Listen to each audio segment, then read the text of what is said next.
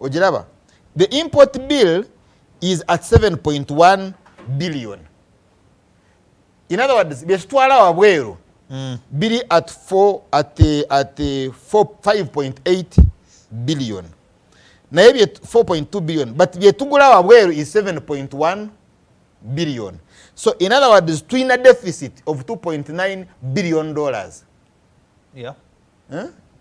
Bogobera figures is what is it screen. Now, but now can I go on page 8 that direct foreign investment ensimbi bamusigansigo ze baleeta ziri at 1.5 billion dollars. That is on page 8. Direct foreign investment. It's at 5.8. It's 1.5 billion dollars. Now, bw'obala deficit gye tuyina nti exports ze twatwala wabweru n'ebintu bye tugula wabweru, ensimbi deficit gye tuyina is 2.9 billion dollars, but ze tufuna mu basigansigo is 1.5 billion dollars. Olaba okufa kutuuse. You see that hopelessness? Nti oyo musigansimbi alese wano dollars naye wazireeta bwati ntagulawo factory. Bw'obuyoola ogenda ogule byagala okugula wabweru, oba zino moloka oba nigina whatever byemujja wabweru. So we can't even cover the 2.9 billion dollars. Why I have brought this? Even to date, Mukulu Museveni tanaba kutulaga how our exchange and foreign currency reserves engeri gye ziyimiridde. Because buli a charge, I'm talking about a charge, the stores. Nti bw'omusajja nannyinimu nga family listable nga toli mushumba bwe balima obaako byotereka mu charge. Ebibira bya nannyinimu nebyanyiniika. Right? Kakati ono musigansimbi bw'aba aleeta 1.5 billion dollars aba atunulira reserves. Nti wayagalira okuzifulumya esente ze asobole okufuna this foreign currency. But even when you check, Mukulu Museveni alina okulinda abagenzi okukuba ekyeyo baleetemu ku busente wano ffe tusobole okuyimportinga. In other words, singa bamusigansimbi beekanga ne batwala ensimbi zaabwe, we are in trouble. Jukira simayobo ntegeera. Jukira nti buli bwaleeta 1.5 billion dollars ezitatumala tugulamu byakwejala wazibenzi oba masasi oba masyuti oba tayirize bagala okuzimbisa eziva wabweru, naye abagenda okulinya ennyonyi nga ya paying dollars bo balowooza nti our foreign currency reserves weeziri. Naye singa beekanga nababawo ekibakanga. Covid eno eganya omukulu okugenda korolo nebakanga ne bagaba buli omu asitula ensimbi zazigyeyo mu foreign reserves tutuuka ku level ya Sudan, South Sudan. Because remember there was a time in South Sudan nga tebayina foreign reserves. So this should worry everybody. Now Katagambye theme is full monetization of the economy. In other words, buli omu ng'asobola okukolera sente. And one through commercial agriculture. Yeah. But this commercial agriculture jaina taina fertilizers.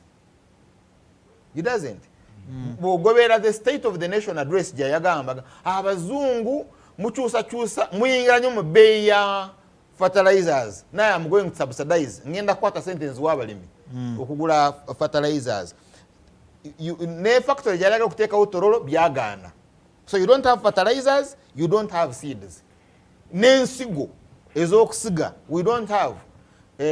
Tujja kubanga tusima gold tugule ensigo. Omuzungu wayagalira in the future because we have destroyed our own seeds nga tukozesa GMOs. Two, industrialization. Do we have forward and backward linkages? Because in industry ekola fabric ekola ekyusa pamba n'egijamu amawuzi nga yes nga eyamba omulimi. Na bw'oleeta omuchina akole niigina bino byakolamu niigina abijja wano. You see, you're supposed to have that forward and backward linkage. Or bye bakola wano bituyamba kubikozesa mu factory ntona waliwo kyakoze katoba nkiyite nga ki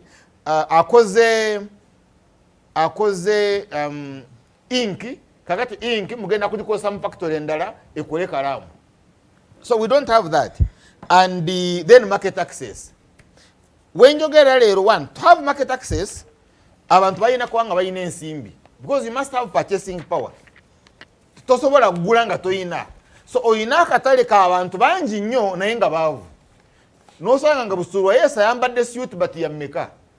Is not the suit zino eza France milioni 10-15 naye wabanga US kwa milioni 15. Wacha akulabirako wanji oba otuusa message eyakulema okuŋŋamba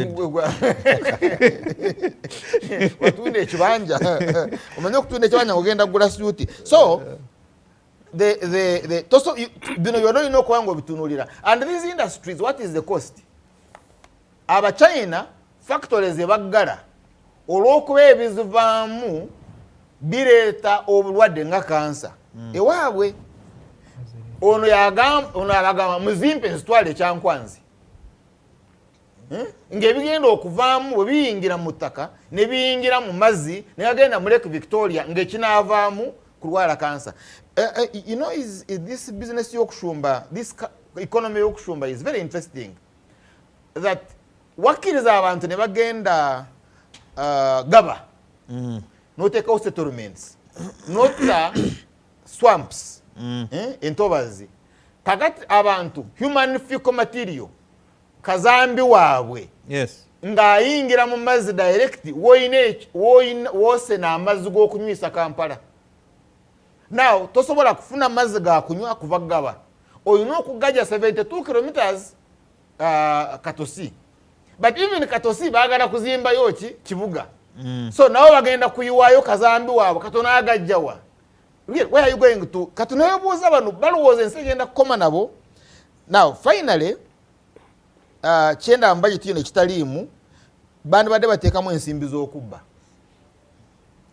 What you say, it is missing mu budget. Ssente z'okubba. Yeah, kati batandika okukola budget nti mu budget eno 16 trillion za kubba. Kati ekyo kikole kigwe, because buli okola budget nga tokimanyi mugenda kubba, because that's how they live.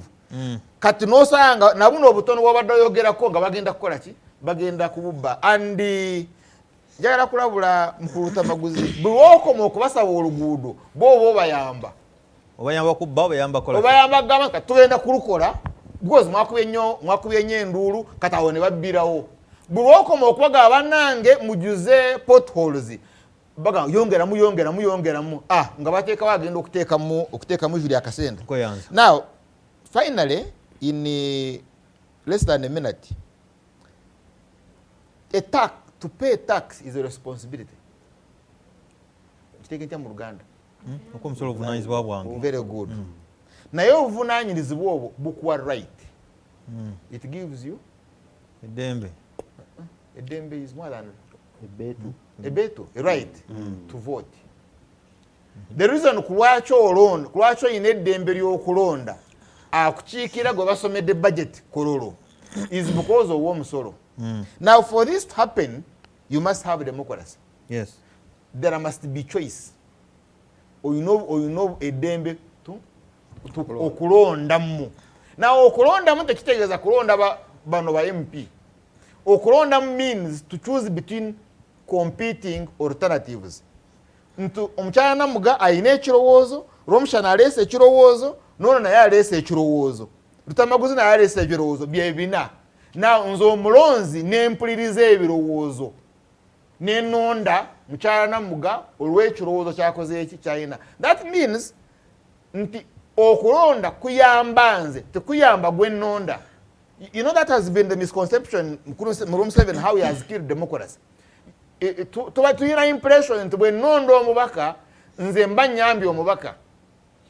No, this right helps you because it's about your children. Nti kandonde Busuulwa because yayina future ya bazzukulu bange. Now and this means you must have a free place. Now you don't even have a free place because I can tell you zino TVs okubaawo kisa. I don't even think this economy now can sustain 2 TVs. you know what you know, in that business you know. Media, printing amawulire, sente ze babateekako za UCC, so access to information is literally not there. It's like as if it's a privilege. So abantu tebamanyi, therefore they cannot choose. So we don't have democracy. Democracy. Now, because we forget about okubo bulengereje babibba. Now, because we don't have democracy, you can't say therefore to in a budget. Amaso ku So gwanga. abada akora abada bisomera family ye. Yeah, honorable family. And unfortunately tebigenda kukola. Kufanaganye no nakaseke. No, it's because it's an occupation. The NRA occupation are not by gambo yowulidde bya honorable Charles Rwomushana. Maaso ku gwanga program njagala koza kwanga okyatambula naffe. Lwaki budget ya NRM government yakunyonnyola nnyo kitali ku yobote. Nzikanya honorable Tamaguzi budget eno si ya muntu wa bulijjo. Osike kalu.